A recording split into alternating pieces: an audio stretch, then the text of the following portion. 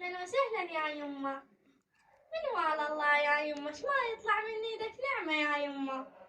أدور بالدرابين على مود وليدي يا يمه، والله وليدي مريض وأنا تعبانة وهشوفني.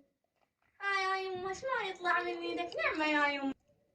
أنا يا يمه ايش ما يطلع مني ذاك خبيزة مية.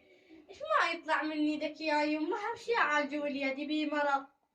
يمه خطير هذا المرض وما أدري ايش يقول الدكتور. ما أقدر يا يمه، وأنا وليدي تعبان يا يمه، ما أقدر أوصل يعني للشوارع، ما أعرف أنا وين أروح.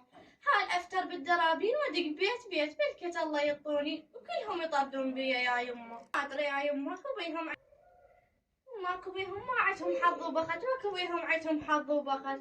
وأنا جيت شفت بيتكم وجيت لكم يا يمه، بلكة الله يطلع القيامة منكم. أمي شي يا يمه بعد قلبي. ما مريضنا أول شي ولد، ثاني شي ما عمره 12 سنة، وما أدري إيش صار بي من مرض، ما أدري منين جانا يا يمه. ما قدرت، هاي أمشي بالشوارع لا سيارة لا شي. هاي رجلي حافية مطينة الطين يا يمه، ما أدري وين أروح والله يا يمه.